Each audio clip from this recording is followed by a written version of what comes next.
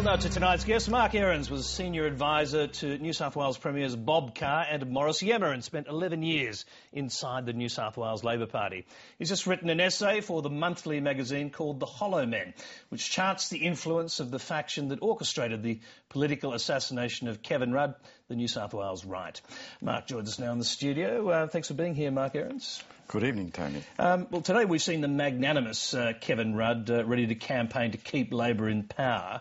But you write that the destruction of his prime ministership was unprecedented in the history of the Australian Labor Party. What does it signify? What's changed in modern Labor?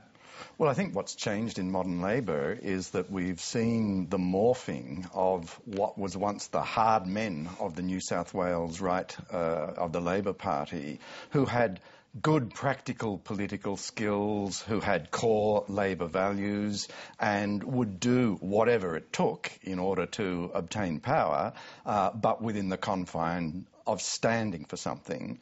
And they've morphed into, frankly, the Hollowmen, who stand for nothing other than following the focus group polling that they're expert at doing and substituting leadership and vision for what people who care very little about politics and mainly are focused on their own selfish endeavours tell them in focus groups. And that has seen the collapse of one prime ministership and is, I fear, threatening another good Labor prime minister. Now, what's changed? I mean, these machine men have always acted like this in one sense, haven't they? I mean, Graham Richardson, whatever it takes. I mean, isn't it exactly the same principle applying? Well, I've been most interested over recent months watching you on your other program with Graham Richardson being an occasional guest. And I never thought I would say this, but I have to admit that I see in Graham Richardson an old-time Labor man with core Labor values who stands up for what he believes is right and says it directly down the camera to the Australian people.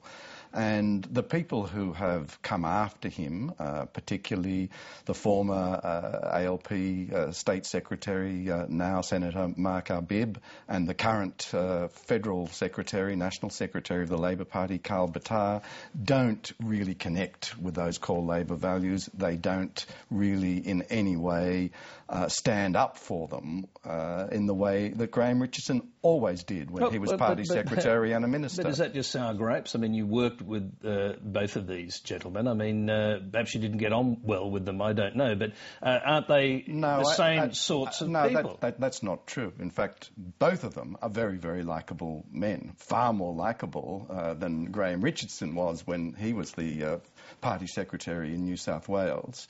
However, what has fundamentally changed is that they are people who will always bend with the wind. I mean, if I can give you a specific example of my time in New South Wales politics, when Bob Carr, as Premier, resisted for a long while the focus group research about having a desalination plant to overcome what was then a very critical water shortage in New South Wales and particularly around the Sydney region. And he called it bottled electricity, and I think he was fundamentally correct in that.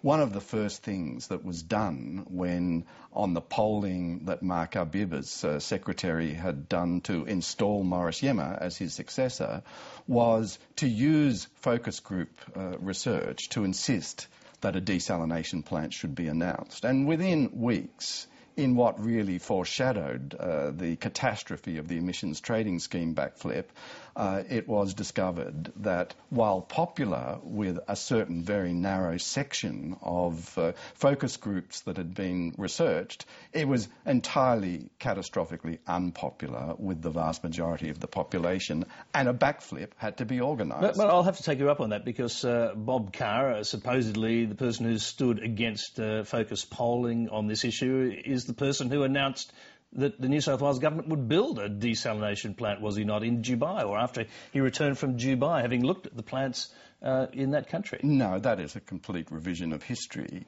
What Bob Carr did on his last overseas trip on the way to London a couple of weeks before he announced that he was retiring from politics was to stand in a desalination plant in Dubai and indicate that if we didn't get a serious increase of water into our dams, this might have to be done. But he didn't announce a desalination plant. No, I think that is just completely false. Yeah, but it sounds like he was moving in that direction without the need for focus group polling. No, the focus group polling had already been done at that point of time, and he was under enormous pressure from the Labor Party head office to do a desalination plant. And